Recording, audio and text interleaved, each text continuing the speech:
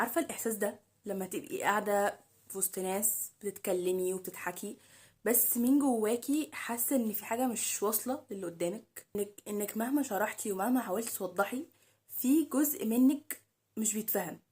فأنا الإحساس ده على فكرة جالي كتير، مش مرة ولا اتنين. أنا حالة لو أول مرة تشوفوني والفيديو ده بجد هتحسوه قريب منكو جدا. يعني في مرة كنت قاعدة بفضفض لحد اني مضغوطة وحاسة بتوهان ومش مركزة في حياتي والكلام ده، والرد كان اللي كلنا عارفينه واللي كلنا بنكره الرد ده حرفيا، وهو ما كلنا مضغوطين.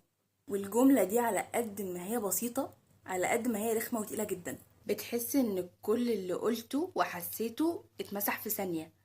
يعني اللي هو يا ريتني كنت سكت احسن بقى. وده بيخليني احس كتير قوي اللي هو انا بأفور ولا انا مش مفهومة ولا هي الناس اللي مش عايزة تفهمني.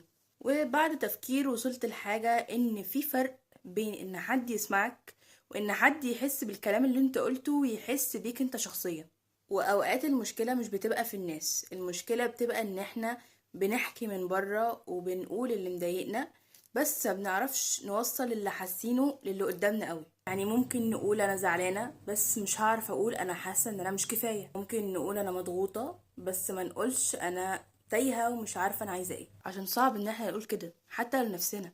وبرضه محدش هيفهم ولا هيحس انت حاسس بايه غير نفسك. تعرفي ان مفيش حد هيفهمك غير نفسك، عشان مفيش حد هيفهمك بالطريقة اللي انتي عايزة اللي قدامك يفهمك بيها. فاهمة قصدي؟ عشان احنا مش كل حاجة بنعرف نعبر عنها، يعني في حاجات اصلا ما بنعرفش نشرحها لنفسنا. مش عشان برضو هم وحشين، بس تجربتهم غير تجربتك واحساسك طالع من قصة وحياة محدش عاشها غيرك اصلا. احكي لكم مثلا حاجة صغيرة، تقريبا كلنا مرينا بالحاجة دي. يعني في مرة مثلا حصل موقف بسيط جدا، حاجة صغيرة ضايقتني تبان لأي حد إنها حاجة تافهة، بس بالنسبة لي أنا كانت كبيرة. ولما حاولت أشرح اللي مضايقني اتقالي ما هو مش مستاهلة كل ده ولا كل ردة الفعل دي أصلا. ساعتها سكت، مش عشان اقتنعت، لكن عشان خلاص بقى فهمت إن مهما قلت خلاص كده اللي قدامي مش هيفهم أنا قصدي إيه ولا حاسة بإيه. هنا هيبدأ يجيلك إحساس كده، بس حاولي ما تمشيش ورا الإحساس ده، وهو إنك تبدأي تشكي في نفسك. تبدأي تقولي هو أنا اللي فعلا اللي بكبر المواضيع وبأفور ولا أنا حاسة بزيادة. بس عايزه اقولك حاجه، احساس انك مش مفهومه مش معناه انك غلط او انك بتأفوري. ده معناه انك لسه ملاقيتيش الشخص اللي طريقته في الفهم شبهك، ومش اكيد هتلاقي الشخص ده. فبالتالي احنا لازم نفهم نفسنا اكتر، ونبقى عارفين ازاي اوضح لنفسي انا حاسه بايه. عشان اوقات احنا نفسنا بنبقى مش عارفين احنا حاسين بايه، بنبقى متلخبطين، فبالتالي بنطلع كلام مننا متلخبط. فالحل مش ان كل الناس تفهمنا، عشان ده مستحيل.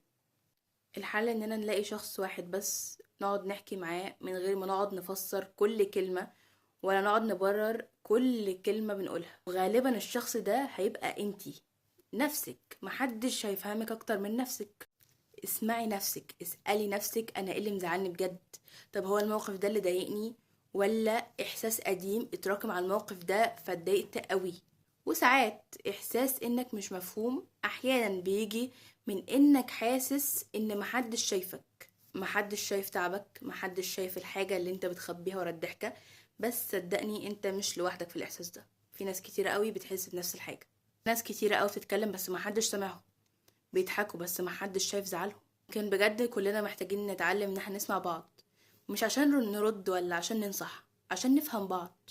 ولو محدش فهمك النهاردة مش معناه ان احساسك مش مهم، يمكن بس انت لسه ما وصلتيش للمكان الصح اللي صوتك يتسمع فيه صح. وانا شخصيا لسه بحاول اني ما اشكش في احساسي لمجرد ان في حد تاني مش فاهمه.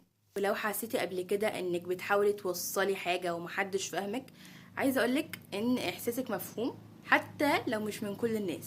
وفي اخر الفيديو عايزة اقولك حاجة، عايزة اقولك لو الاحساس ده بيجيلك فانتي مش اوفر ومش معقدة ومش صعب تتفهمي، هو بس مش كل الناس بتعرف تقرا التفاصيل. فاوعي في يوم تقللي من احساسك لمجرد بس ان حد يفهمك. خليكي زي ما انتي، واللي عايز يفهمك هيحاول، وانا هنا فهماكي.